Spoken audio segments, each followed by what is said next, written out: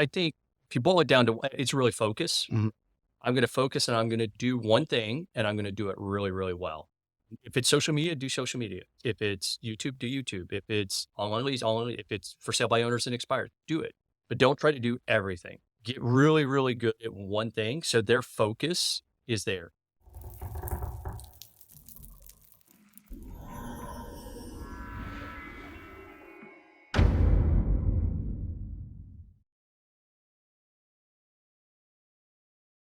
Today's guest leads one of the top producing EXP teams in Northeast Florida. He claims his team's consistent success comes from great coaching and mentoring that he has received from top real estate coaches around the country. The Florida Coastal team ranks consistently at the top of all size teams in the region. Today, hopefully this leader will share some of his insights. Let's welcome the leader of the Florida Coastal team of EXP Realty, Chris Snow, to the show. Thank you very much. Chris, I'm glad to get you on, and I'm consistently seeing you there, and I'm watching your team grow. And as I interact, obviously you've planted yourself in the heart of St. Johns County, which, I've heard different numbers of how many are moving into Florida every day, but somewhere around 10% are coming to St. Johns County. Yeah. So the numbers that we look at, Jacksonville, it's about 2,000 people a month. St. Johns County, it's about 1,500 people per month.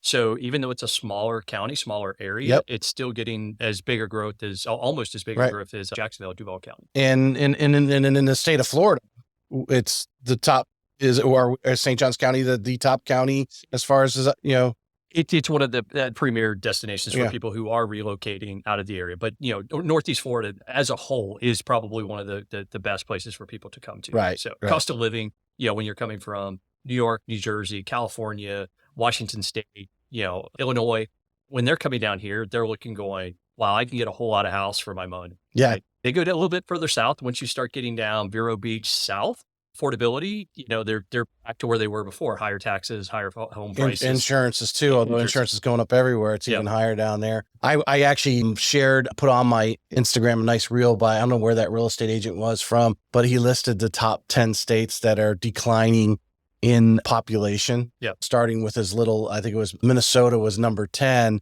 up to obviously New York, New Jersey, and California being the top 3 states with hundreds of thousands of people leaving those states. And the question, where they're going. There's a handful of states that I know they're going. Florida is obviously one of those probably 3 to 5 states that they're moving to. Florida, Tennessee, Texas, South Carolina, they're looking for tax advantage first and foremost. And then obviously for one reason or another, fill in the blank there. People decide to come down here for one reason or another, but schools are great here. Taxes are low, comparatively again to some of those other places. We'll definitely dig into it and how you're guiding your team, so to speak. But let's start off a little bit. Where are you from? So I grew up not too far from here. I grew up just outside of Gainesville, a little town called Stark, city about 12,000 people. I actually call it Stark Town. So I lived in a smaller area than that, a little town called Graham, Florida.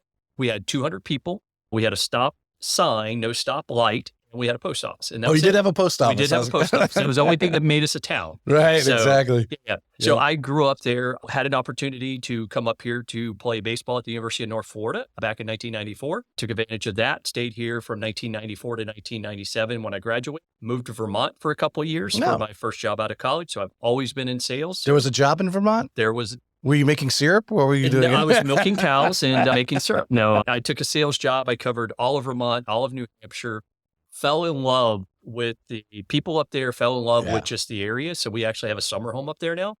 And, so just from that standpoint, 1999-ish, I think my territory consolidated and they said, okay, you've got an opportunity to either go to Boston or come back to Jacksonville. And I looked at the cost of living in Boston and I'm like, there's no way, I cannot spend that much money and just live broke, as making good money, but being broke living in a city. So I had the opportunity to come back to Jacksonville and just took advantage and I've been here ever since. So, well, I've been a little bit into New Hampshire and obviously it tastes because I grew up on Cape Cod. Yeah. The handful of times my brother was a big camper. He's a little older and he'd take me up and go camping in New Hampshire was my little adventures there. But that is when you watch the Hallmark movies, Christmas movies, a lot of them are New Hampshire, Vermont, amongst other states. But Yeah, that's the setting. It's funny because I pay attention to it a lot more now that, my kids are a little bit older. When I lived there, I didn't really pay attention to the movies that were made there, but I started digging in a little bit because now I get these little flashes on my Google, Google page saying, hey, there's a note that you may want to look at, or an article, and it's, settings of homes in Vermont or movies in Vermont. And it's so funny how many of our quote unquote supposed to take place in Vermont, but they're shot in like Canada and they're shot in other places, but they'll use maybe a house picture of one house in Vermont, but it's actually shot in a different state. So. But that kind of describes it. If you've never been to those states, if you picture Canada and the trees and looking, in the mountains, unique place. And I'm sure a great place this summer with a nice little cool breeze, kind of like the setting we have now. I always tell people this is like June in Cape Cod. That is exactly the temperatures we have now. Yeah. So we took our kids up in September, end of September, early October. So they got to see their first fall foliage, and it was unbelievable. Yeah. So if you haven't had a chance to see a New England foliage, if you've been to North Carolina, you've been to, the Asheville area during peak season, it is nothing compared to what you find up in New England. So you get a chance, got to go to it. Got to take advantage. So. For sure. So you go to UNF, you're playing baseball. What at that time as a young person, what was, your thoughts of a career? Was it just to get into kind of a sales thing, or Nope. what was your vision? Not at all. I was slated to teach and coach, right? So I got my degree in education. When I finished, I wanted to coach, went through, did my student teaching. And as I was getting to the end of my student teaching, I'm like, I'm a competitive person, and I don't want my income to be based on my time in and not my outcomes. And so I was looking at the teachers I had to spend an entire semester teaching a class. I was an education major, did the same thing. Yeah. So I'm sitting around looking at the teachers and I'm going, they've got a hard job. They're not enjoying themselves. And my income is going to be based on the day that I start. And if the person that's sitting next to me, if we started on the same day, our income's probably going to be pretty much the same 20 years from now, not because I'm better, they're better, our outcomes are different. 100%. It's because we start on the same day. So I'm like, I want to do something a little different. And I've worked at a golf course while I was in college. So I've always worked, always had a job, never been not without a job. So I'm working at this golf course out in Ponte Vedra, and one of the guys says, hey man, he goes, you should look at going into the Air Force. He goes, I spent, 8 years there. It's the best thing. I got to travel. I said, oh man, I'll do that. So I started going down that path of taking the OCS exam, going through, doing my interview, the board interview. And they came back and they said, hey, unless you're ROTC, we're not taking people in for officers right now, but you can enlist. And I'm like, yeah, I'll wait. And so one of my neighbors was a sales guy, and I was just telling him, I'm like, hey man, I'm not sure what I want to do. He's like, oh, you should just go into sales. And so he started telling me what, the life of a salesperson was. Right. And I'm like, competitive. So if I'm competitive in sales, I'm going to make more money and have a better opportunity if I do well. And if I don't do well, I'm probably going to get fired. Right. He goes, yeah, that's pretty much it. I'm like, sign me up for it. I'll do that. So I like it. I like the fact that if I hustle, if I work hard, that the opportunity, if I want a pay raise, I call more people, I work a little harder, and I'll get the pay raise. I'm not waiting for someone to tell me you're worth more. I get to earn more, and I'm worth more based on my effort. Right. So. Right. 100%. So they bring you back to Jacksonville. You choose to come back to Jacksonville. And then you mentioned earlier, because I was teasing you about your LinkedIn not having a lot of information on there. Yes. It sounds like you do that for another 3 or 4 years. Yeah. So 2004, actually is around 2002, I got my mortgage broker's license. And so I got my mortgage broker's license while I was selling medical equipment. And I did that both for a year and a half. And I just said, I'm just going to go in full time with doing loans. So you were a part-time agent? Yes. Well, I was a part-time loan officer. Oh, okay. Loan officer. Okay. Yep. All right. And so I had the opportunity with a business partner at the time. We actually opened a mortgage company. Mm-hmm. And what I found was I was generating some opportunities and passing those off, like friends, family, and stuff like that. I was passing them off to real estate agents, and I was looking for that referral back. Hey, I'll it never happened. So I said the best way to actually have a consistent referral base would just go get my real estate license. And I will sell the house and have an opportunity to finance on certain transactions. Other transactions I'd have to refer it within the brokerage. Right. But other than that, it was a great opportunity. And I finally just said, I just enjoy being on the real estate sales side of it more than the finance side of it. So, well, so you enter into real estate at a unique time in Florida, which really the country, Florida at that time, I mean, the prices of homes were starting to pick up pace. Yeah. Which I know I was down in the Naples area in 2006 where they kind of hit their peak and started to come down. That's what we saw early in spring of 2006. So you've got a couple years where you're actually getting some really good at bats, right? Yep. I mean, the people wanting to buy homes, prices going up. There's a scramble for them. Talk about that first, the first 12 months that you're actually out there 100% as a real estate agent, trying to, what are some of the things that you're doing? And to relate, as I want to relate to what you're teaching your people now. Correct. Because, although some things are different, market's different, there are some things that are standard. It's interesting. In 2004, I got my very first website, and I was one of the first agents in the area to do pay-per-click advertising. Now, there were some companies out there that you could buy leads from. They did the pay-per-click advertising. They drove leads to you and you called, but they were on their website. Mm-hmm. I was one of the first agents to go, hey, I'm going to put my own website up here, and I'm going to figure out how to write PPC ads. So back then it was Overture. Now they moved to Yahoo. Then it was now Bing, but you could buy keywords, right? Move to Jacksonville, move, homes for sale in, St. Augustine, whatever keyword I felt like I would resonate with people. I bought those keywords. And so I started doing my first pay-per-click advertising. You know what the biggest source of leads that we do today is? Pay-per-click advertising. It hasn't changed, right? Because my mentality is that I was not the guy that wanted to cold call everyone. I wanted people to at least raise their hand to say, I have a mild interest in real estate. Right. 100%. And then just being able to build a relationship with them and get them on the phone and just get them talking and just say, hey, it doesn't matter whether you're a year, 5 years, 10 years away, you have some interest in real estate. Let's just chat about it. And just developing that relationship over time, because one of the things that I found in my sales career before real estate was that most salespeople don't show up. They don't show up. Right. Well, like I said, the number one thing, they don't answer the phone. That's correct. Yeah. They don't answer the phone, or they just don't show up. They don't do what they say they're going to do. Right. And if they give one opportunity, if someone says, hey, I'm thinking about, I was selling widgets, right? I'm thinking about buying a widget. Okay. I'm engaged. They don't buy the widget today. That's okay. Now I'm off to the next person. Well, for me, my mentality was, well, no, you had an interest. Let's stay with you till you buy or die, right? So it's that constant nurture. Right. And so what I found with online leads is that most people try one time, maybe two times, and then they let it go by the wayside. And those are the people that we're picking up day in and day out. Right. And we're just nurturing them, loving on them over time. And then when the time is right, we built enough value into them. A higher percentage of people than the average are going to come back and work with us. Yes. So let me dig in there a little bit, because you were about 30 years old at this time, give or take? Somewhere in there. Calculating when you graduated, late 20s. This pay-per-click positioning, especially as you're not, obviously Zillow today, got a lot of money. They got, that kind of thing. You're just stuff like, hey, I want to just start my own website. Where does this idea just come from? Because obviously we're not watching YouTube or Instagram videos where people are saying, hey, you want to get pay-per-click? Let me show you how to do it. Click here for a course. Yeah. Right. Where does this vision come to you that this is? So one of the first thing I did, and you read it in my bio, is I've always been in coaching. Mm-hmm. I had a coach in baseball. Why would I not have a coach to coach me in stuff that I don't know?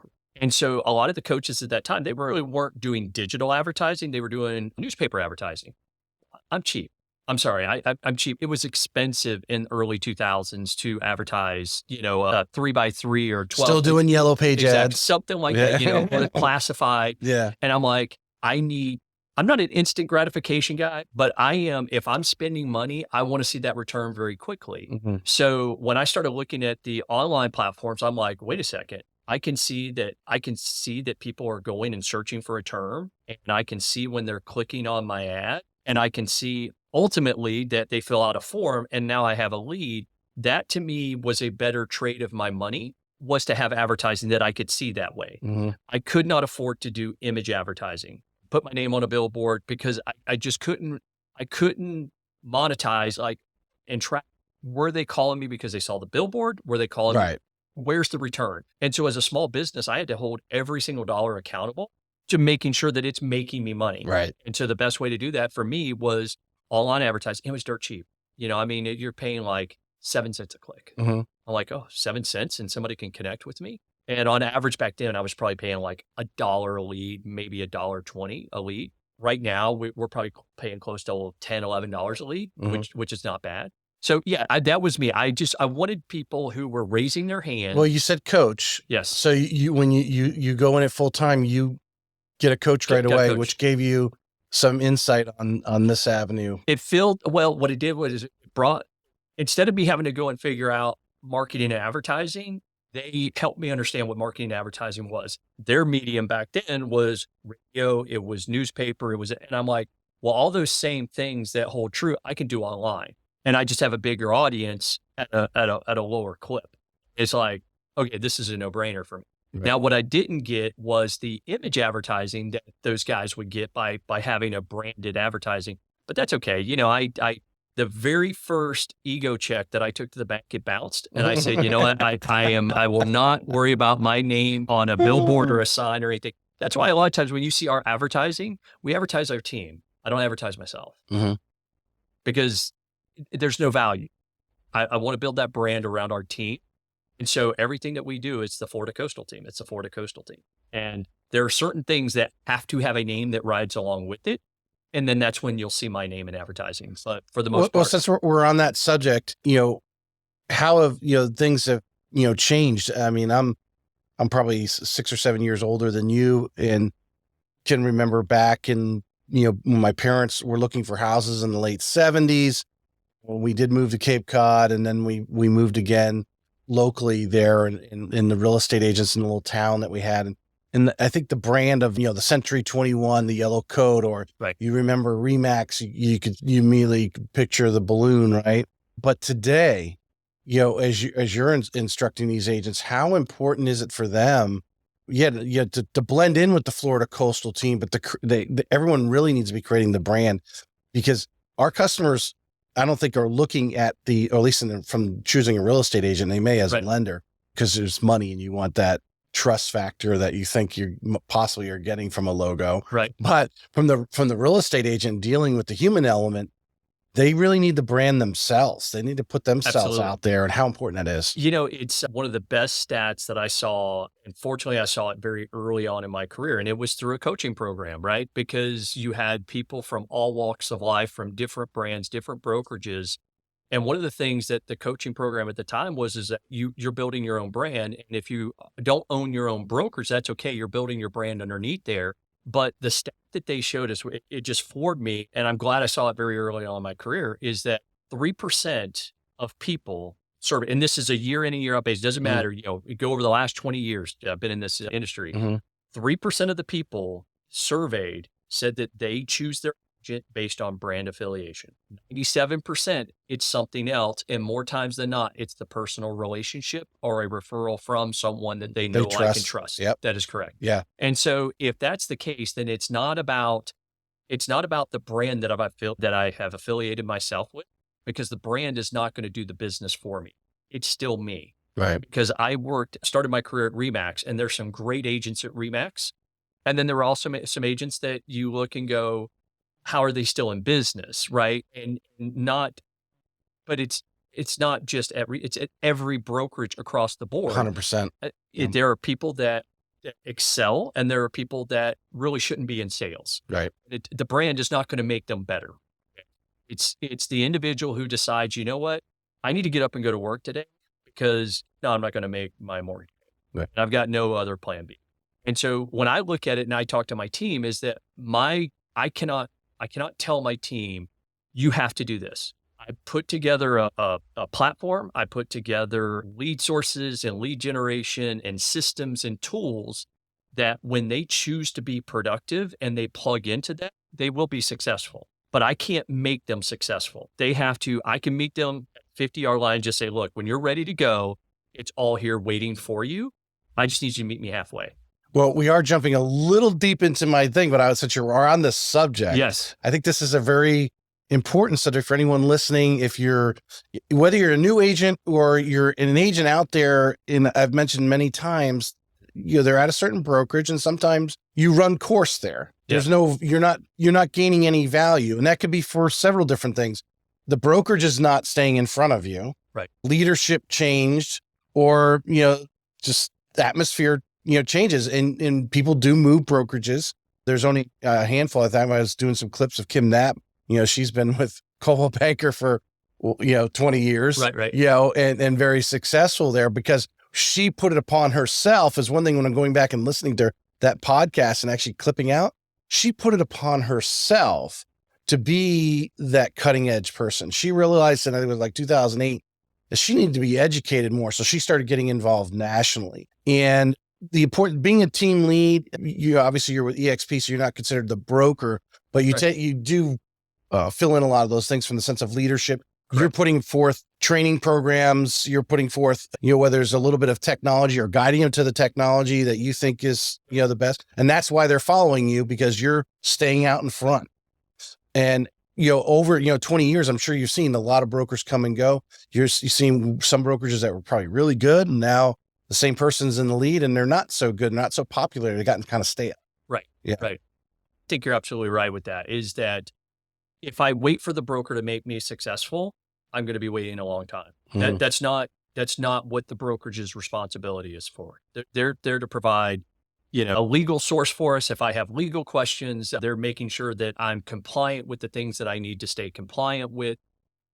But at the end of the day, it's about me getting up and deciding that I want to work today, mm-hmm. and I want to work tomorrow, and I want to work a year from now, and 5 years from now, and 10 years from now. And I have to go out and figure out what makes sense for me as a business, because as a brokerage, the brokerage can say, this is how our top agents have done business. Well, I can try to mold myself into that. But if I'm trying to put that, square peg in a round hole, I cannot sustain that. Yeah. Right. So what can I sustain that daily gets me up?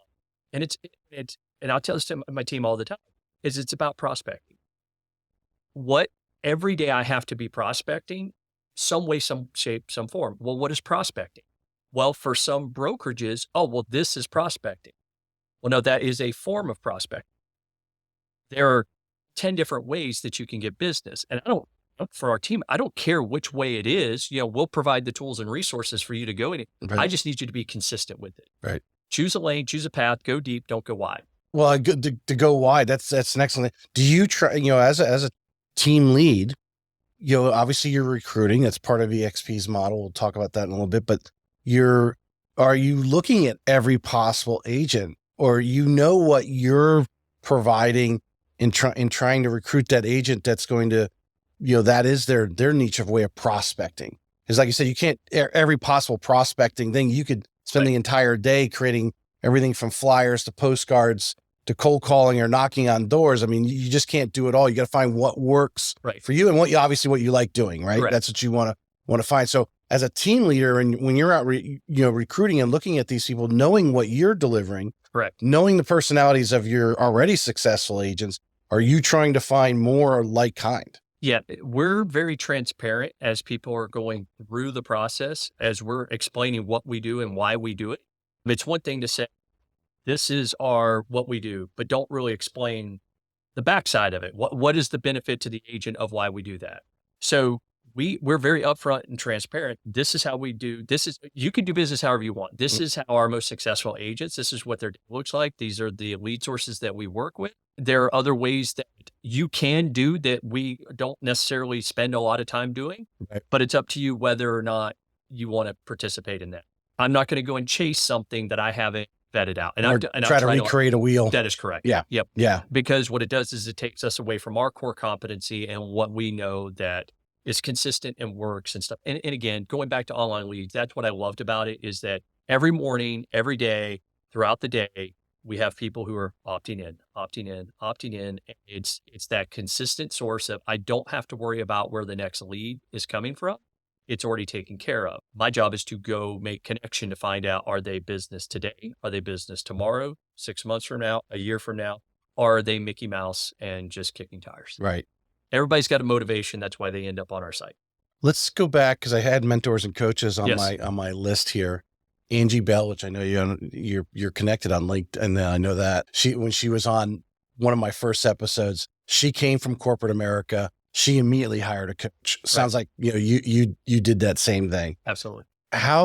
And even someone who's been in the business 3 or 4 years, I had one of the top real estate agents again in the area on a couple months ago. And that was what she was doing, was she was ready to hire a coach. She just naturally, whatever it was very successful doing whatever she did, but she felt she reached a lid. Right. Little John Maxwell there reached a lid and felt, hey, I need to find a coach to see if I can break through this. You immediately jumped into that. Yep. How do you think that changed your trajectory? Because I think, this time period started 2004, 6, we're getting the reps. Yep. So coaching and actually interacting and having the experience, all of a sudden 6 comes around as we go into 7, and all of a sudden it's a ghost town. Right. Yeah. So my philosophy is always, if you're going to spend money on something that's going to accelerate your business. Spend money to go fast. If you can't accelerate your business, don't spend money. So leads, I need to be in business. So spend money on leads that accelerate your business. Coaching. Some people would go, well, wait a second, that's an expense. How are you speeding up? What I did was I sped up my learning curve. So now it didn't take me 10 years to figure out with coaching what I could get a year. And every coaching program that you're in, you kind of have a cycle. It's a year to 2 years with a coach. Now, some stay with their coach forever, and there are some coaches that are really good. But the coaching programs that I've kind of gone through is that after about a year or two, you really get the sense of what they're all about, and you pulled about as much as you can. Now you're looking for, okay, I've implemented, I've adopted.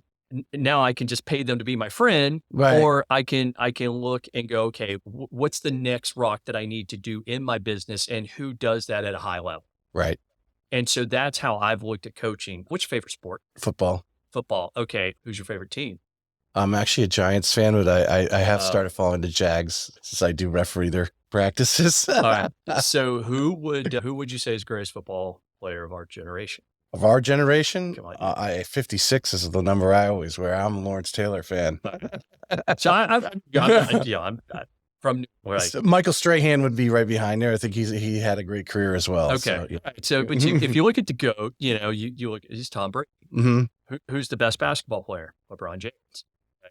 Michael Jordan. It's an argument. It doesn't matter. Right. Who's the greatest golfer? Tiger Woods. Well, since you brought up Michael Jordan, you have to go see Air if you haven't We almost went and saw it the other day. Yeah, we almost saw that the other day. It's just all the front seats were the only ones available, so we're going to go back and see it. But from a sales standpoint, Matt Damon plays kind of the sales guy in that. It actually has more. And I mean, the story is obviously factual and true, but for when you break it down to what am I learning from this thing, there's a really good sales lesson there. But go ahead. Yeah. So Tiger Woods, probably great, obviously, arguably the greatest golfer of all time. Look at all the greats. What do they have in common? They all have a coach. Even at the top of their profession, they have their primary coach. 100%. Then they have their own private coach. Yep. Every single one of them. So the greatest people in their profession find it necessary to still have a coach on top of their coach.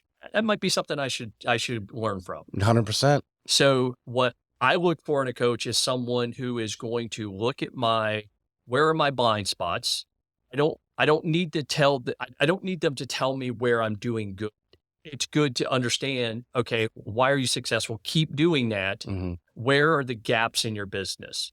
And that's where, having other people look at your business from the outside going, you know what? I think there's an opportunity here. Or here's a way that you can become more efficient. And so for me, it's all about, are we getting better? Even if it's, just that 1% better every day, right? Are we getting better? Are we learning something new each day? Are we passing and learning something new to pass to our customers every single? So, well, I'm thinking just to what you were talking about it from a coaching standpoint, because there's some people, there's always a financial commitment, right? That's the easy thing to say. Well, I don't know if I'm going to get the return on investment. I want to spend the money, which I think everyone who's had a coach, I haven't found someone that said that was a total waste of money. Right.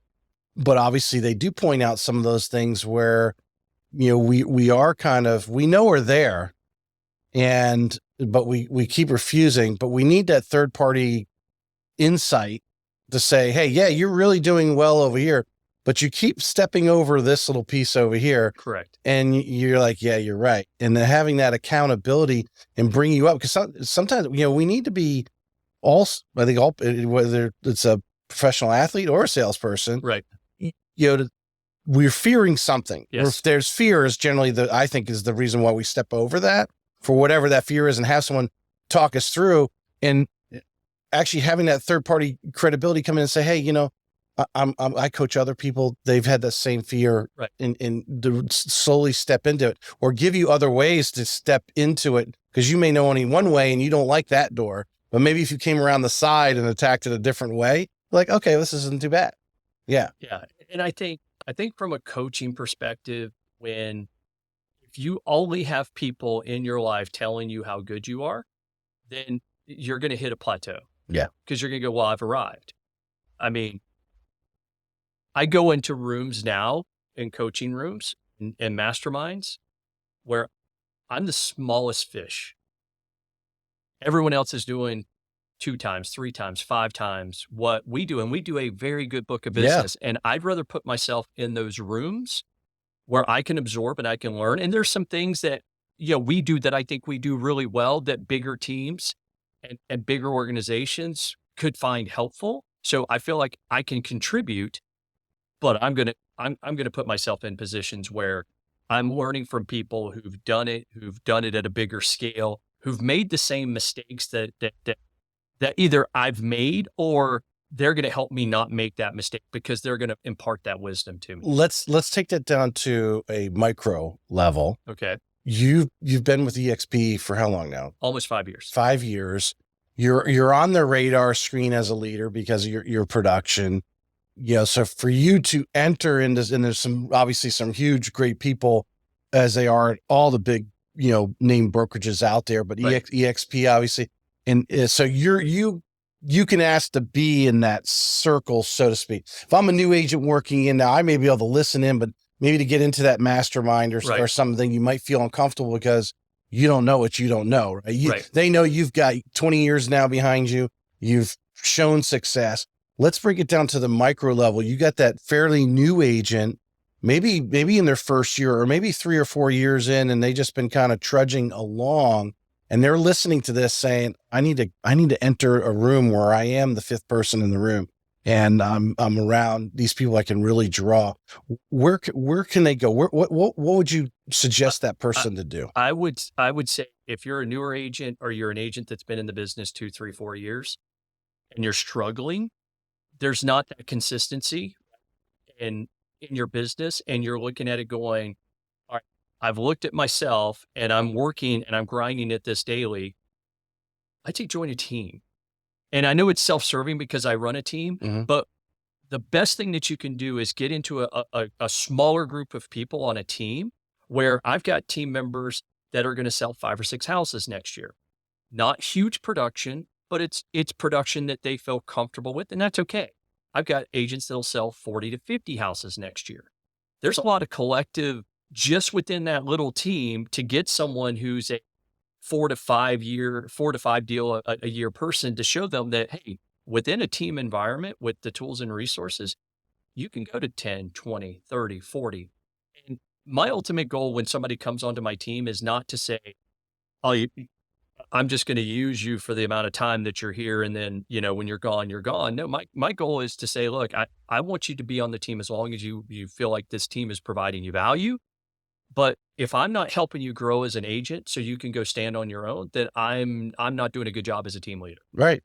So, because ultimately it's if I provide enough value to my team where they feel like they're getting fed on a daily basis and they're growing as an agent and they're not plateauing, they're going to stay with me as long as they feel comfortable. And if they feel like, hey, I want to go start something on my own, I'm there to help them step out and do that. Well, it's a joint venture. I mean, that person's coming on, you've already taken and have shown that you're willing to pour into them.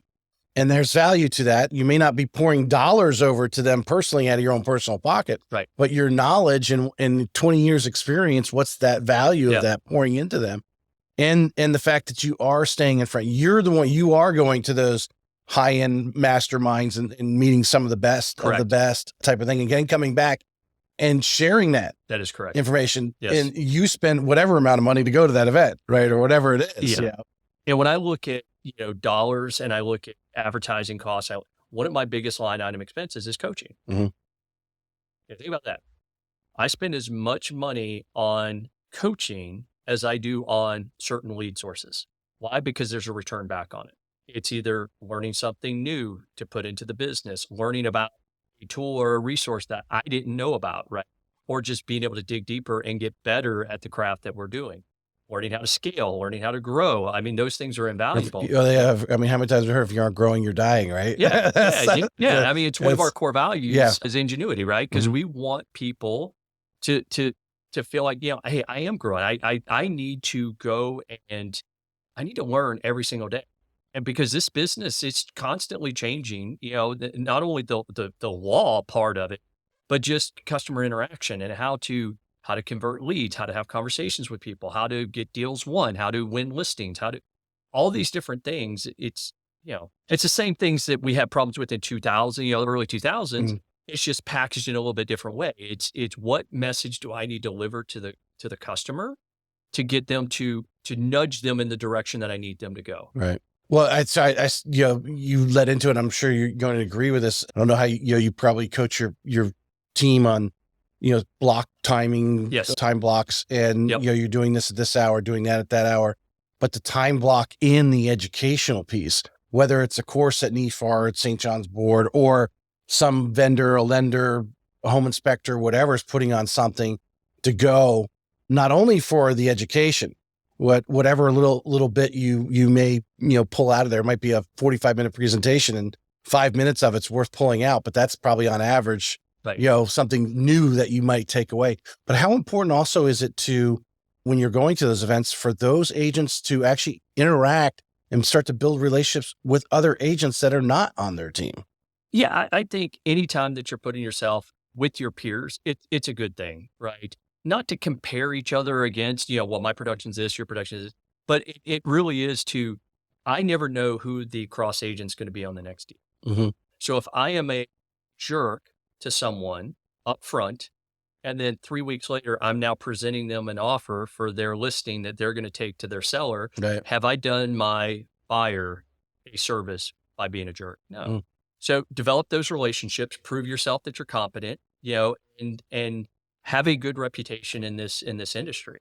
Hey folks, this episode was produced by Streamline Media, the #1 media company for helping brands generate content that converts. I knew I wanted to start a podcast to reach more people and bring value to the world, but I did not have the time or the knowledge. Streamline Media became my secret weapon to building my show. They handle all my back-end work, production, and strategies to keep my show going strong.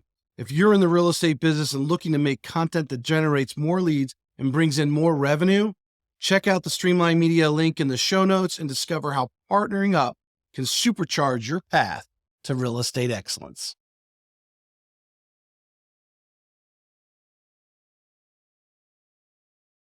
Well, I mean, the power of just even taking 5 minutes, 10 minutes before, after, during a break in one of those trainings or a social, and actually, speaking to someone, now they're like, everyone, we could say a lot about people we don't actually seen or shook hands with. We could say, you talk all sorts of stuff. Right. But when we actually shook hands with them and just exchanged conversation and whatever, all of a sudden it's a different attitude. They're not as willing to, not that, we shouldn't talk stuff about other people, but when you're multiple offer deals, we still have those going on. Correct. And your offer's coming in and you're like, hey man, my lender's great because they talk to you, versus the other 3 people might be putting offers who they don't even know. Right. Never even heard their name before. Right. But they know you. There's a totally different attitude towards that offer. It is. Yeah. Because what you're looking for is which offer is the greatest likelihood that we're going to get to the closing table?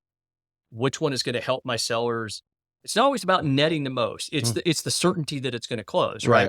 Cash offer may come in less than a financed offer. Why are they taking the lower offer? More certainty. Right. 2 financed offers come in. Both of them have great pre-qual letters. Both lenders may have called in. Now all of a sudden it's like, okay, which agent do I trust the most? That's either going to, I feel comfortable that they're competent, or on the flip side is, which one is going to make my life easier to get to the closing table? Yeah. And I hate to say that, but again, if I'm presenting multiple offers to a seller, I'm going to give them the good, the bad, the ugly about each of these. I'm going to let them make the decision on their own.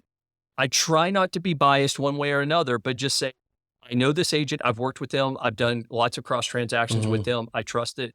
Where they're at, right? Yeah. This one, I don't know the agent. If I can, I can look up production. They don't ask for a lot of repairs to be done. Yeah, exactly. So yeah. I mean, it's that experience of, there's no sense in winning an individual battle when we have these continual things. It's like, why would I jeopardize a relationship that I have with a cross agent on one transaction when I may do 10 more cross transactions with that agent in the future? Right. And we can't control the situation that we're in. We've got buyers and we've got sellers. They have their own issues one way or another. For us, it's like, okay, how do we manage that? And how do we keep a professional relationship going? Okay, I know what they're telling me over here, but help me out here, right? Yeah, you can have a more frank conversation with them, saying, "Hey, yeah, I know this guy's being difficult. He's asking for everything, and to be repaired. Let's help me out. Let's come to some sort of compromise and finish this deal up." You've got a mix of agents. I know you've got some green agents. Yes, brand new agents. Yep. I'm sure you're recruiting some experienced. But what do you think right now, especially obviously the green ones, but even some of the ones coming over, they're obviously coming over to see value in what you're giving. Yep. So they're coming over. What are 3 things right now in this current market space, spring of 23, that every agent kind of like should be a staple or a cornerstone to what they're doing right now? Well, and you hit the nail on the head is your time blocking, right? First and foremost, it always starts with prospecting. Is that if you break down real estate, you break down sales in general, is how many conversations with people am I having about whatever it is that I do? I sell widgets, I sell houses, I do listings, doesn't matter. I do loans. How many people am I having conversations with that need that business, that need that service? Right. And if I'm not having enough conversations, how do I have more? Okay.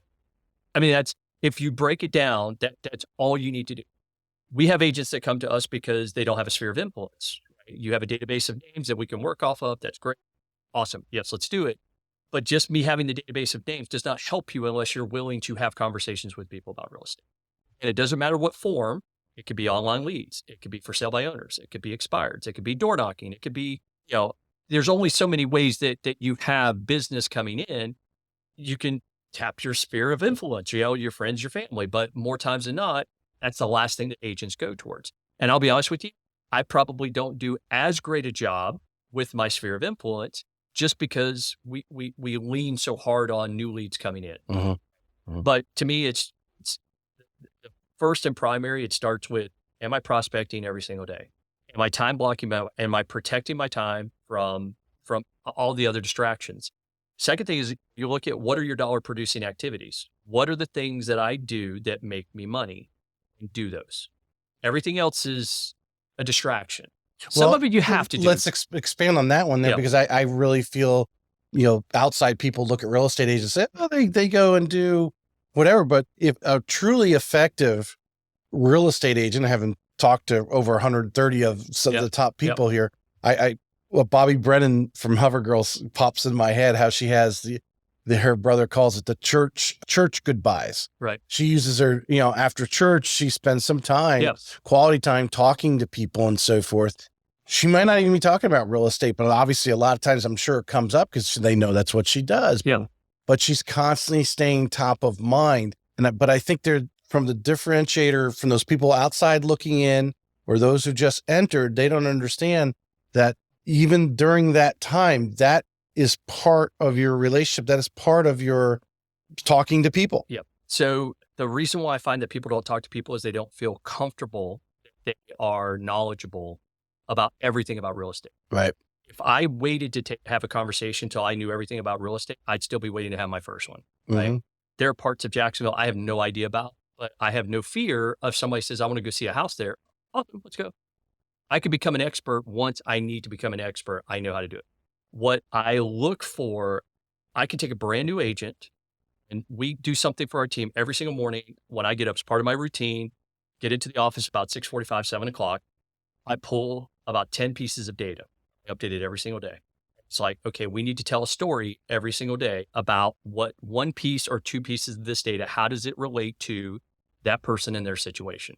if you have 5 or 6 pieces of data that you always keep and you look at on a daily basis and you're up to date with what the trend is, it doesn't matter where you go it's one reason I don't do a lot of socializing because I start my morning at 7 at the office. I usually leave between 6 and 7 at night. And I'm almost out of production, meaning that I'm not as much with the customers anymore as much as our team, but I am doing stuff all throughout the day to make it easier for our team to transact and to do deals.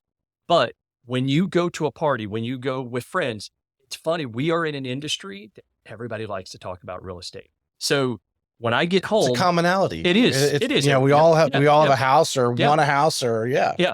So it's funny because I'll come home. I'm tired.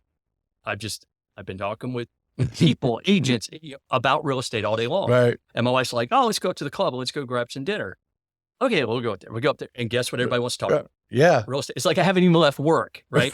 But I take that as an opportunity that I don't have to market to my sphere of influence because they're going to ask me what's going on with the market. Well, inventory's up. Interest rates are flat. Interest rates are up. It doesn't matter. I have my 5 or 6 talking points because I look at them every single day. Well, I heard the inventory is like skyrocketing. Well, you went from, a half a month supply to 2 months supply. Yeah, that's skyrocketed, but we're still 4 months supply low, right? So being able to acknowledge and give them the real data. And all of a sudden, I don't care if you're a brand new agent, people want to know that you understand what you're talking about. Yeah, I don't need to know everything about home inspections to go, you're probably going to need a roof, right? I don't need to be a roof inspector, but I just need to know the data. I need to know that I partnered myself with people who can get me the answers. And a lot of times that answer doesn't have to be me. We look at it as be the connector of information, not the source of information. Well, Chris, you said that property values were going to go up. I said, no, I said that supply was low, demand was high. And anytime you have an imbalance like that, tends to lead to increases in prices. Right. I'm just getting the stats from MLS and do with what you want. Well, Chris, you say it. Well, so I want to be that connector of information. I mean, that is so valuable. I was at a small team's office the other day and we were talking about it, and I asked them what besides talking about Loan Depot and some mortgage products, but what is it? Is there something they want to know? Because a lot of them were fairly, I would say, less than 3 years or less than 3 months, probably some of them. Yeah. Experience, and that was like how to get people off the fence. Like, hey, even though we don't have a lot of inventory to begin with, but right. To get some of these buyers instead of going, oh, I'm going to wait till rates go down and all, that whole thing. I'm sure you're hearing. Yeah.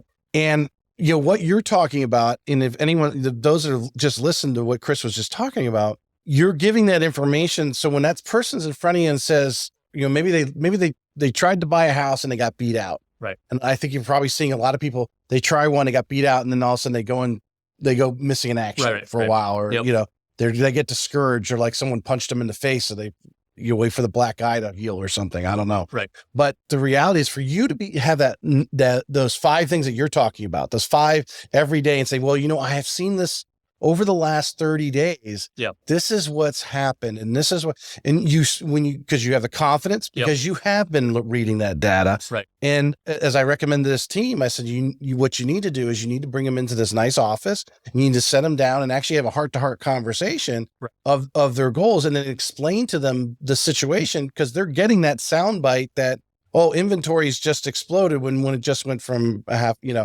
The number one thing that I see mistake that I think agents make, right, is they're trying to tell the customer. They're trying to convince them. They're trying to sell them. People's sales skepticism is always super high. So my goal is to just take it down. Tracy, I know you're probably not going to buy a house for another 12 to 18 months. Just by saying that, you go, oh, he's not going to try to sell me. And now we're having an open conversation. Right. So for that person who says, and this is part of what we do on our team on a daily basis, is how do we script those objections? Same objections. There's only so many objections of why you're not doing something. Right. So to address the one that you just gave us, well, I'm just going to sit back. I'm going to wait for rates to come down. I'm going to wait for inventory to go up. I'm going to wait for pricing to go down. Completely understand help me understand what that is. So I let them talk. Okay. Well, I hear this. Okay. You know what concerns me, Tracy, about that? So now I'm just waiting. I've heard them. Right. You know what? Now their ears perk up. What is it that I'm not telling them that they're wrong. Mm-hmm. What concerns me is that you're only getting part of the story, right? Yes, prices fell 3.3% last month, whatever that doing. Mm-hmm. We're up almost 50% over the last 2 years. So prices are still up 47% from where they were 2 years ago. So what concerns me is I've got on our team, and we use this as an example, every one of our team members has 2, 3, 4 buyers at any given time that are ready to do something. The buyers that we have that same fear that you have, that they're going to wait. Let's say we've got 50 of them on our team. There are 10,000 agents in Northeast Florida. If every one of them have 2 buyers that are all thinking the same thing, now we've got 20,000 buyers. Right. And what are they waiting? They're all waiting for the same thing. Exactly. And if they all see the same thing happen, guess what you're going to be? You're going to be competing worse than you were in 2021 when you were getting beat out by 12 offers. Now there's going to be 20. So we can't control what rates are going to do. We can't control what pricing is going to do. What we can control is there something out there right now when there's still a lot of people in the marketplace. A lot of people, people say, oh, there's no inventory. Yes, there's plenty of inventory. 3,100 homes went over on the market the last 30 days. So there's new inventory coming every single day. It's just not staying for very long. So I would just say right now we have 5,200 homes for sale. A year and a half ago, we had 1,200. So there's a lot more inventory, a lot more choices than you have right now. And before if everybody's waiting for those interest rates, you can buy now. Your interest rate doesn't have to be forever. And if rates never change or they stay, that's okay. You're in your price. You've locked in your price of your house. Mm-hmm. You can only buy your house at the price one time. And I'll just give them a story. I'm like, I had a counterpart. He sold his house in 2020. He held off on buying. He bought the same house that he was looking at 18 months later. He paid $100,000 more. It doesn't matter what his interest rate was at the beginning or the end. He will never be able to go back and buy that house for $100,000 less. Yep. And if you look at historically where prices have been, they go on up, average 4% a year. Well, and then obviously the one thing I added on, you also have an inflationary factor in. Correct. So the number you're seeing is now not the number that it was 2 years ago. Right. Part of that 100,000 is inflationary factors, coming into the situation. Do you feel that it's hard to get a grasp around, obviously I think a majority of our buyers that are coming from out of state, right? The internal moves are not as many because I think people were jumping around when interest rates were 3%. Yeah. They're like, well, we're tired of this neighborhood after 2 or 3 years. Let's go buy that one over there because money was so cheap. Yeah. Now it goes to 6%, and now that kind of thing kind of slowed down because they have a 3% rate. They're like, I can live over here for half the interest. So, but from the out-of-state buyers, the demand that we have, because we could talk about the numbers, as we started off the show talking about how many are moving into Florida, right? How many moving in, St. Johns County is easily the top 2 or 3 counties in the state as far as demand is concerned. But to actually, touch, feel, and smell that, I don't think many people really understand what's going, that this migration that we're seeing. Right. Yeah. So, or in the overall housing shortage, right? National. Correct. And, interest rates just kind of revealed the demand that was already there because people were wanting to move, right? And all of a sudden when rates got really cheap, it exposed what was already happening. People were still going to move at a 4% rate versus a 2%. It just made it a lot easier and a little bit less expensive. Mm-hmm. They were able to spend a little bit more. They could push that budget a little bit further, which is great. But for us here locally, I look at what's the one thing that will, or what factors are going to lead to prices pulling back? Everything really boils down to supply and demand. Do I have enough supply for the demand that is there? If you talk to the average person, they go, "Oh, you got way more supply than there is demand." Really? Where'd you get that information? Well, I see it on. Well, would you happen to, we have 5,000 homes for sale. We're selling on average 3,000 or 2,500 a month.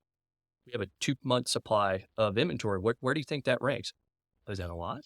And it's like, no, it's not. We should have a 6-month supply. In my history, since 2004, on average, we have anywhere from 9,000 to 12,000 homes for sale. At the peak of the market, the peak of where we had inventory was 2009, 10, 11. I think we exceeded 24,000 homes. We had like 18 months supply. We should have about a 6-month supply of inventory at any given time. We have a 2-month supply rate. So what's going to lead to prices pulling back? Interest rates didn't do it. Slowed it down a little bit, slowed the rate of increase and pulled back prices just a little bit, but not much. Right. The only thing that will trigger prices to come down is an influx of inventory. Where's the inventory going to come from? Yeah, builders can't build them fast enough. Builders can't build them fast enough. They got smart in 2008. Right? And in 2021, they got really smart and they go, we're going to sell these things for more. So let's just hold back. And then let's put everybody on a waiting list. And then we'll release 3 at a time. And we'll compete against each other and we'll sell them for a lot more. Right. So they have no incentive to overbuild. Nor do I think they could build more. I don't think they could. I don't think there's enough crews out there potentially to actually put the house together completely in a period of time. Okay. So it's not coming from builder inventory. Right. Is it going to come from foreclosures? Foreclosure filings have tripled in the last 12 months, last 18 months. It went from almost none to like 3, right? So, yeah, exactly. So you don't have this huge influx of coming foreclosure inventory because people have more options today than they had in 2008, 2009, 2008, 2009. They're like, I'm $80,000, $100,000 upside down. I'll just let it go to foreclosure. Well, now people are like, I got $300,000 in equity. I'm not going to let the bank take that. So they're going to put the house on the market and they're going to sell it. So you're not cash. And they're not going to have this huge influx of inventory. Adjustable rate mortgages. Okay. When's the last time you wrote an ARM? Yeah. The pricing doesn't even make any sense. No. So typically when people start getting priced out of their house, it's because they have either an adjustable rate mortgage. More times than not, their payments are going up. They lost a job, something like that. But more times than not, the payments are going up. How many adjustable rate mortgages are coming due in the next 12 months? There aren't any. Right. So it's not coming from there. You said it earlier. If you got a 2% or 3% interest rate, you're probably not going to go much bigger. Right. So those are the 4 ways that inventory could come to them. It's not coming. It's not there. Right. So we're stuck with people continuing to move in.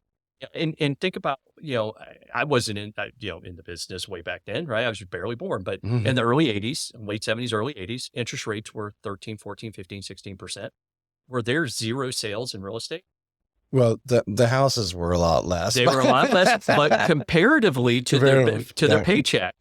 Yeah. Back then, but they still bought houses. Right. Why? Because life events happen. People die, they divorce, they have kids, they downsize, they retire, and they move away. Those things don't change. It's the whole economic, it goes down to the bottom line, as everyone calls it, supply and demand. You can't offer a price if there aren't people willing to pay that price that can afford it. But there is that, we do have an influx of people, and obviously it's a little bit of a challenge.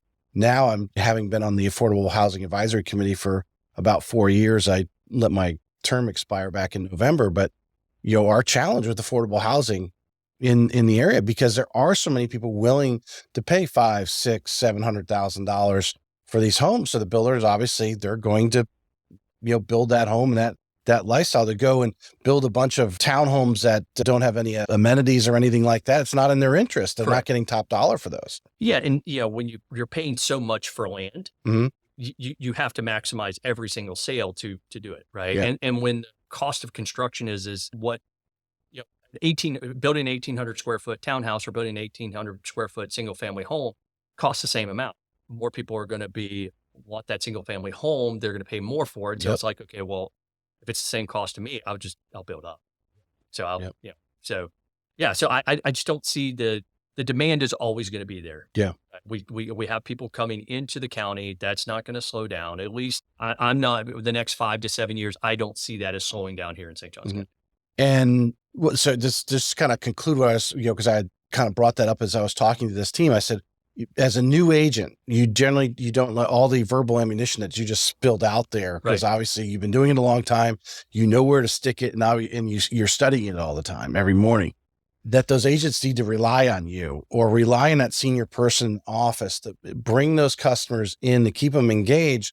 if you're trying to sell them within a reasonable time when you find the right house, if you don't want them to go missing, bring them in and actually sit down and have that conversation that like we just kind of role played there, to really bring versus just, okay, well, wait till the next one. No, actually have a heart-to-heart conversation, because now you're going to start to build a relationship with them. This is the other thing we was talking about. I'm trying to remember, maybe it was Lisa Sweat, who I had on last week with Florida Homes. Take the time.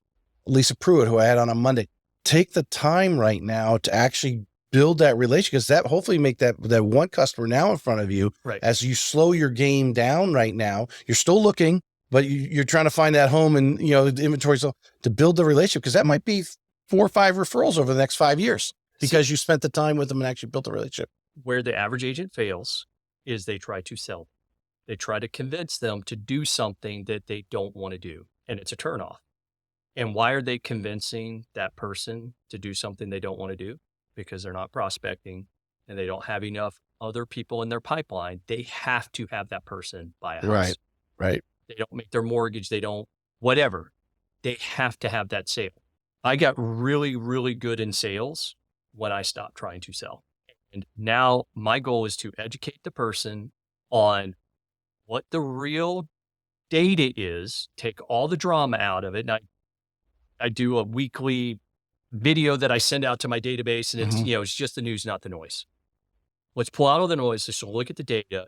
And I'm going to assume that people are smart enough for themselves to look at data and make a decision that they feel like is best for them and their family. And if they're still afraid after knowing the data, that's okay. I'm going to love them and nurture them, and I'm going to help them for later on down the road. And because of that, when I started doing that, and that became my sales approach, I started selling more houses to people that I've never sold homes to, but I sold it to friends and family of them, just like you said, because they referred me to someone like, some of my best referrers I haven't done business with. Why? Because their best situation was to stay where they were. They weren't going to improve their situation by working with me. I could only make it worse. But they've kept in touch with you. Yeah, you're sending them that video out. How long do you spend on that video? 5 minutes. So I take the day. Pretty much what you're gathering every day for 7 days prior. You're putting that together and just summarize it in 5 minutes. That's correct. I just look at it, talking to the camera, just like if I were sitting down with someone, they said, what's going on with the market? Here's what's going on with the market. That's a brilliant one there. We talk about, there's some agents that are doing really well as far as like owning a subdivision, and doing the market report on that. Sure. But that weekly, take 5 minutes, throw a camera up there, be as informal as possible. You don't have to have a fancy studio or anything like that. Just put the camera, say, hey guys, I've been studying the material this week. This is what's going on. Inventory inched up a little bit. Probably a lot doesn't happen in 7 days. But like this week, we have the news that's out there now. Obviously, as far as mortgages are concerned, those who are putting 20% down and have 740 credit, you're actually going to be paying an eighth more in your interest rate. So that's where they come up with that $40. Right. You're pretty much, pricing from Fannie Mae is going to be, and most people like goes over your head, but because you've built this relationship, you're in front of them every week, and you gumpify it, simplify it down, that this is what's happening. The federal government's getting, putting their hands in Fannie Mae and Freddie Mac, which they have since 2007 and 8, and controlling, because that's where this administration feels that what they need to do. I don't think it's going to change anything. It's not going to move the needle that anyone's ever going to be able to measure here, because we're just so short on housing nationally as that's concerned. What do you think are three characteristics, three things, or even what they're doing? You think of maybe just a few agents on your team yourself that really make the top agents. Three things that you're walking in, they're doing some form of it, one way, shape, or form, where that might be social media, or they're consistently every day they're calling 50 people or whatever that might be. Yeah, I think if you boil it down to, it's really focus. I'm going to focus, and I'm going to do one thing, and I'm going to do it really, really well. If it's social media, do social media. If it's YouTube, do YouTube. If it's online leads, if it's for sale by owners and expired, do it. But don't try to do everything. Get really, really good at one thing, so their focus is there. Their commitment to say, this is what my process is, and marry yourself to the process and detach yourself from the outcome. When I say that is that I can control what time I get up every morning. I can control whether I go work out or I don't go work out. I control what time I start my day in the office. I control what time I'm going to get on the phone to start making phone calls. I can control how many people I'm going to load up in my dialer to make phone calls to. Outside of that, I can't control anything else. I can't control how many people are going to pick up. I can't control whether they're going to hang up on me or not. I can't control whether I'm going to have a good conversation. I can affect it a little bit, but if the person's not wanting to talk, I can't force them to talk. Right. But if I do it and say, this is the process, and I just keep doing it over and over and over again, I know that there will be a result on the backside that, given enough time, I'm going to get the number of conversations that I need to have each day with people about real estate. So it's the people who can focus, they time block, and they say, I'm going to focus on the process and just say, it's all about this process. It's about I'm just going to make my phone calls. I'm just going to have conversations. And if I have enough conversations, it's going to lead to people saying, I think I want to buy. I think I want to sell. Then that's going to lead to the appointments, which leads to so we always look at the closing. The closing is the lagging indicator. The leading indicator is, what are all the activities that you did to get there? And the people who do best in this understand that there's only a couple of different ways that I make money in this business, and I need to be doing those things on a daily basis. So for us, we identified there's 4 things that you do on a daily basis that make you money. You prospect, you write contracts, you go on listing appointments, and you list houses, and you negotiate contracts. And that's it. Notice one thing I didn't say in there?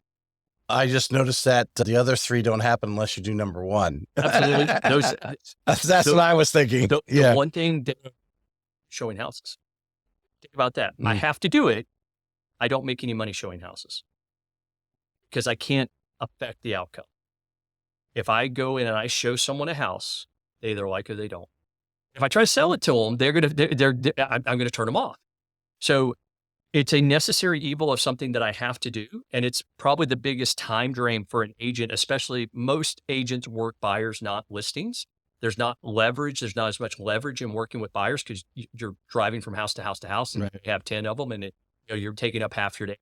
That's why it's so important that no matter what you have to prospect some every single day to make sure you have enough people in the pipeline. When that person stalls, which they inevitably do, they go, I'm just not finding what I'm looking for. I decided not to buy. I'm going to move to Georgia instead of. That's going to happen. You just have to have enough people in there. But prospect, do those 4 things that make you money. The things that don't make you money that you have to do, if you can outsource it and you can pay to have someone else do it, pay and have somebody else do it. Because I know for us and our team, a good agent, when they're prospecting, they're making $700 an hour, $500 an hour. When they're showing houses, they're making like $15, $20 an hour. Yeah. I think the average agent would look at that and say, well, that's, I'm selling the house, but really, you actually have done the pre-work by actually by saying, hey, I think these houses are, correct. I know these neighborhoods based on what you're telling me. This is where I would direct you to go. The actual physical time of actually going out there and showing them is not you're not going to impact it. Yeah. They're either going to like it or they don't. Yeah. They could love the house and hate the neighborhood. You do everything that you were supposed to do. Found the perfect house, got the pool, it's got this, got 3-car garage. They drive into the neighborhood and they go, yeah, this isn't our cup of tea. Right? Yeah. So you cannot affect the outcome on that piece of it. What you can affect the outcome on, are they going to work with you or not? Are you going to get that buyer's brokerage agreement signed? Are you going to go on the listing appointment? Right? Get that listing agreement signed. And then once they finally find the house that they want, now I'm making money by negotiating the contract. That's where I elevate my expertise with the buyer going, okay, now you found what you wanted. Now I'm really going to kick into gear and show you why I get compensated for doing what I'm going to do. And I'm going to present this offer. We're going to come up with some different options and put your offer in as good a light as we possibly can to get that seller to accept it. And once they accept it, then our team's going to take over and we're just going to make you feel like this was the easiest transaction. Make it stress-free. Let's transition here just for time periods. If we could spend maybe this last 10 minutes, let's talk about, the team and some of the things have, I think a lot of people like to throw great words out there like culture and so forth.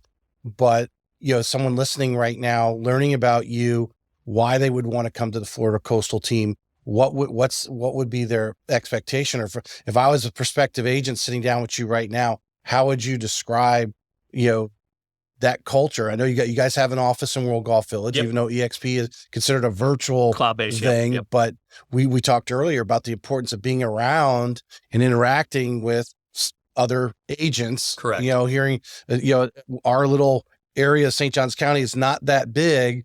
And, what's going on over in this neighborhood is as far as an offer being accepted, it's probably something you want to think about when you're making the offer over in that neighborhood too. Absolutely. Yeah. So tell us about how your team's structured, support staff. We haven't talked anything about assistants or transaction coordinators that are giving you help. Tell us a little about the team. Yeah. So the way our team is set up, I'm team lead. I'll do a handful of transactions a year. Normally it's closer friends, family members, stuff like that. Mm-hmm. Everything else goes to the team, right? So I don't want to be in there competing with the agents for leads and opportunities that are coming into the database. So, I'm a non-competing team leader, and I should be providing those tools and resources to make it easier for them to convert leads.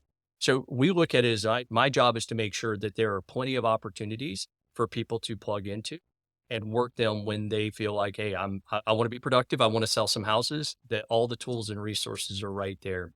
We do that with support with technology. So we pay for all the technology. The only thing we ask them to do is make sure you're in good standing with the MLS. So join the MLS.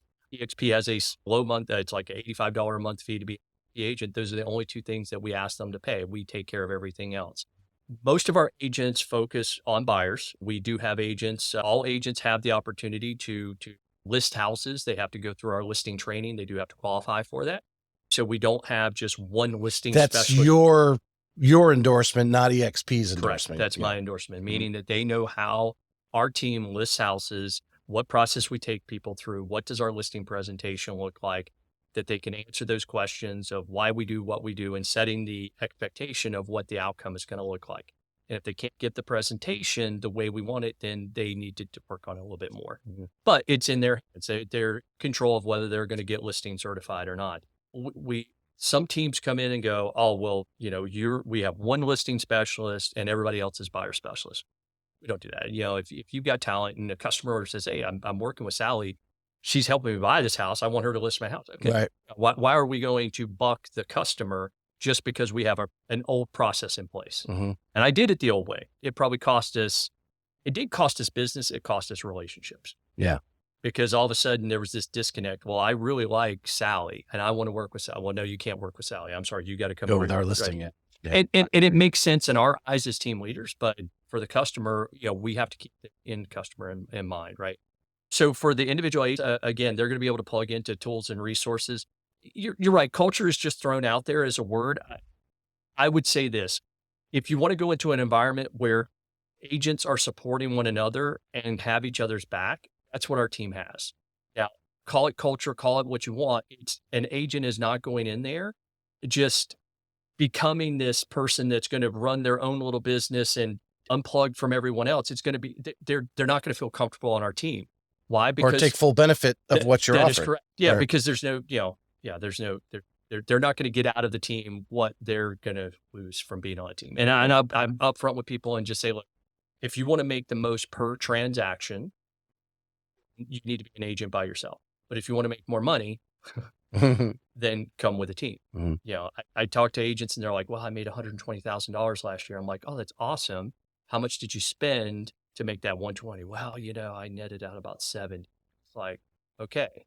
So you didn't make 120,000, you netted 70,000. And how much it's like stress? me taking a mortgage application. Right. It's like, how much self-employed person. How much stress did you have with that $50,000 worth of expense? Oh, it weighed on me every day. Okay. Mm-hmm. Well, my agents will make 100, 120, 150, 200, 250, and that's straight to the bottom line. They're paying nothing.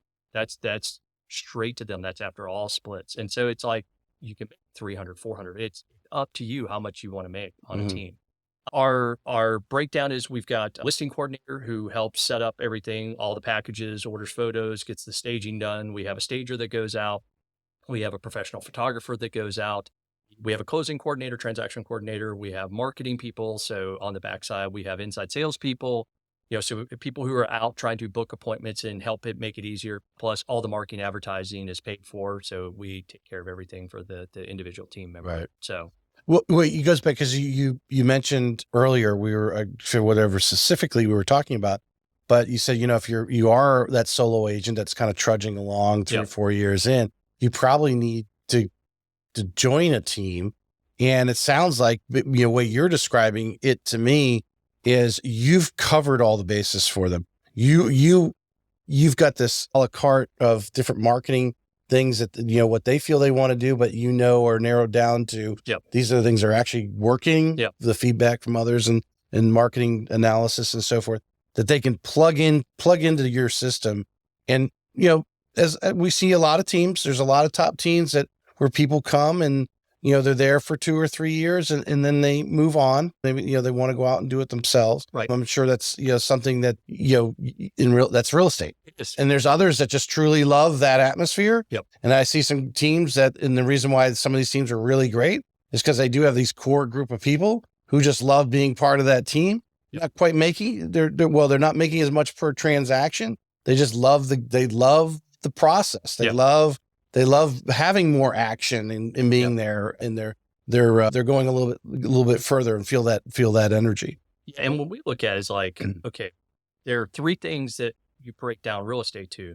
There's the marketing and advertising, there's the sales, and then there's the contract close. A solo agent has to do all of those. Can they get really good at any one of those? Possibly. But normally you'll find that they gravitate to one versus the other. They end up doing one at the expense of the other.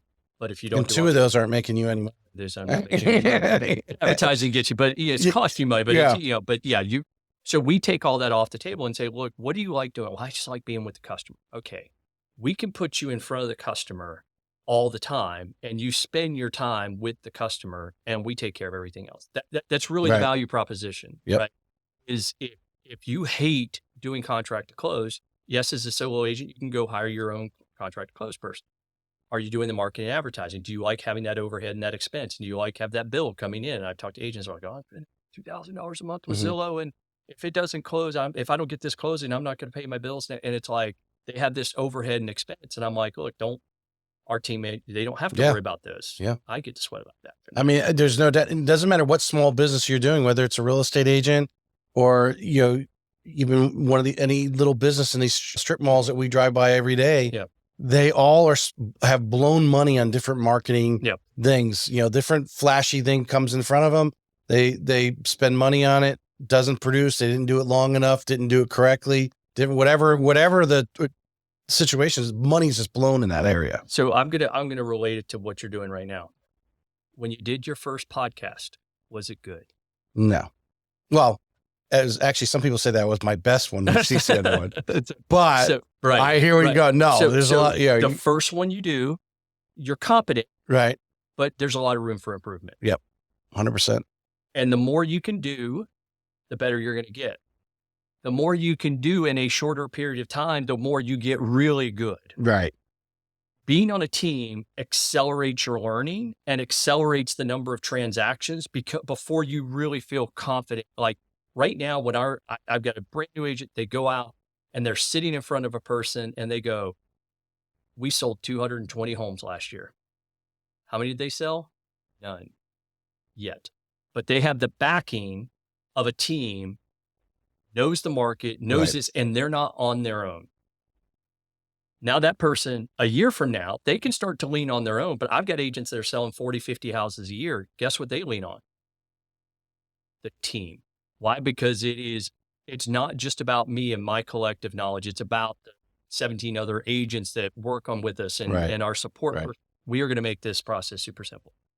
What they say, it's 10,000 hours to become an expert at something. You have to do it 10,000 times. 10,000 times. Mm-hmm. So now the question is, do you want to do it 10,000 times over 2 years, or do you want to do it 10,000 times in 2 months? Exactly. Same amount. Right. So get your transactions up, get your calls up, get the number of at-bats, and get really, really good. And then that gives you the confidence that if you choose to step off a team at that point and go run with it, you can. Or, you know what? I'm liking what I'm doing. I'll just stay here and let them take on all the overhead, the risk, and the expense. Right. So. Right. Recruiting and retention. Biggest part of, probably, obviously you want to keep your team alive, right? Absolutely. People do, life changes. Some drop out of real estate, some go on and do their own. Absolutely. Hopefully you're retaining more and more every year, because obviously as any employer, the more seasons there, more bats they have, the less necessarily you have to pour into them, more they're probably drawing out of you. And then it's a little easier there type of thing. But what are some of the things that you think are important that you try to do, as far as the retention part? Because I think as any leader, any manager, any owner of a company, they're to retain the best people. There's a little bit of stress going on. It's part of being in the position that you have to consistently do. Yeah. So a lot of times people don't leave for lack of opportunity. They leave for lack of leadership. Mm-hmm. So that puts a lot on my plate. Like what is my job as the leader of this team? My job is to make it as easy as possible for people to transact and to recognize and reward them for staying in the process, right? Because not everybody's going to have the same outcome. So reward them and recognize them for the contribution that they're bringing to the team. I said, how do you recruit someone to come to your team, to your organization, to your brokerage? Is you become more valuable to that person than where they're at. And how do you do that? By relationship. Do it by giving and giving and giving and giving and not asking for anything in return. Because at some point that person's going to go, I'm not seeing the success where I am, or maybe I am successful, but I've just kind of hit this wall. Mm-hmm. Why am I staying here? This person is pouring and giving me value, and they've never asked me for anything in return. Right. We try to do the same thing and treat it just like that with our customer. Is provide value, just keep giving value over and over and over again. And when the time is right, hopefully that person's going to go, you know what? I would be dumb not to. We still have to go and do our part and do the presentation and do all that. But my job is to make sure that we are constantly putting things out there that bring value to the customer and bring value to the agent. You mentioned recognition there at the start of that.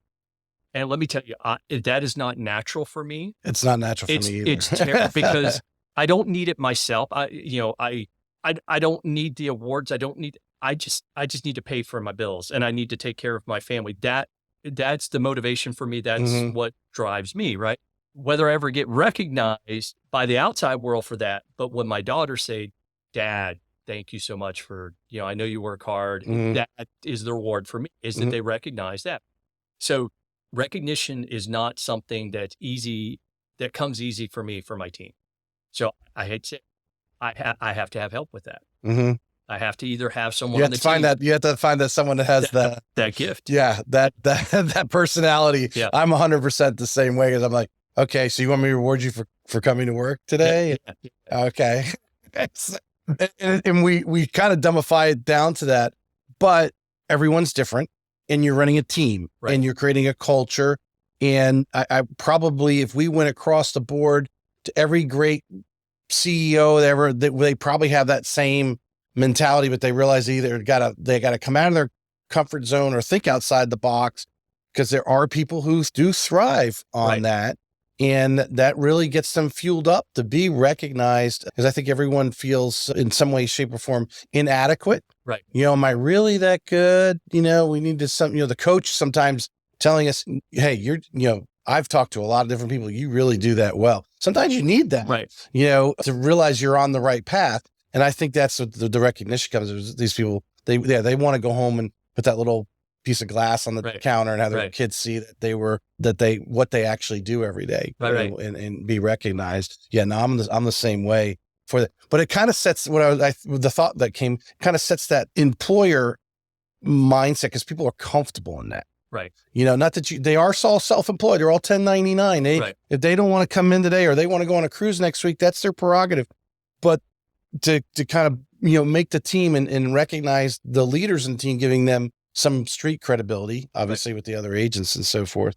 Is there anything we didn't cover? I mean, we could probably talk for hours, but we're an hour and 28 minutes now. I would just say that the hardest things for agents is to understand that whether they're on a team, whether they work for a brokerage, they are their own business within a business. Mm-hmm. You like Starbucks? For the most part. Yeah. I don't drink coffee, right? That's right, yeah. But think about it. I want a cup of coffee. I go to Starbucks at 6 a.m. I go in, I get my cup of coffee, I get rewarded. It's, man, this is a great cup of coffee. Mm-hmm. You come back the next morning, you go to open the door and it's not open, and you wait like 5 minutes, and then they come in and they open up the door, and they get your cup of coffee. It's like, man, this is awesome. So you come back the next day, you're sitting there waiting and waiting, and finally somebody comes at like 7, 7:10, 7:15 and get your cup of coffee. You're like, and then the next day you come and it's like 9 o'clock before they're there, and you're like, I'm going somewhere else. I would have gone somewhere else at the 7 o'clock. Yeah. That's how real estate agents treat their business. Yeah. They think, well, I'm self-employed, so I'm gonna have this freedom. I will tell you that structure and discipline and owning your calendar will give you more freedom. And it's so anti in your mind, like, oh, I've got this calendar that's holding me. No, this calendar is holding me hostage. No, this calendar is giving you freedom because I know what I need to do when I need to do it. And when there's nothing on my calendar, guess what? That's freedom. Mm-hmm. And this is what I'm bad at. If I want to do something 3 weeks from now, put it on my calendar. Then I can know that what's coming up, and I work everything else around that. So I'm not booking an appointment over something that is more important, like a daddy-daughter dance or a daddy-daughter date or a time with my wife, right? So owning your calendar and just owning that part of it, being disciplined, even if it's only 4 hours a day, discipline yourself for 4 hours a day. You can work this business for 4 hours a day, 5 days a week, and make a lot of money. Does that mean you're not going to work the weekends? Every once in a while, yeah. But that's when people are off work, want to go see houses. That's what you're going to do. But hopefully by the end of that weekend, you got a contract. Do 4 hours a day. Mm-hmm. Do the things that make you money. 100%. Don't be busy. Well, all goes to consistency. Being consistent, like you said, keep doing this. Do what you're good at. Just keep 10xing that angle, that lane. Absolutely. Yeah. So, Chris, I appreciate you coming on. Absolutely, this is a lot of fun. Excellent. Yeah, man. Yeah, we could probably talk for 3 hours here. All right, I'm going to sign off. Please like and share. Leave a review. People need to be doing more of that for me.